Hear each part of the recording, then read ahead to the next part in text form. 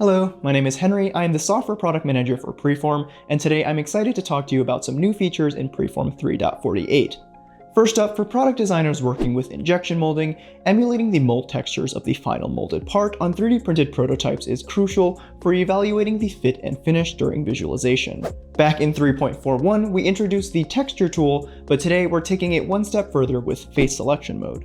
Responding directly to your feedback, this advanced feature allows you to precisely control where textures are applied on your CAD model, no longer limiting you to the entire model, especially if you're printing parts flat on build platform and don't want that bottom surface textured, have assemblies with mating surfaces or snap fits, or just want to simply highlight specific faces and features in your parts.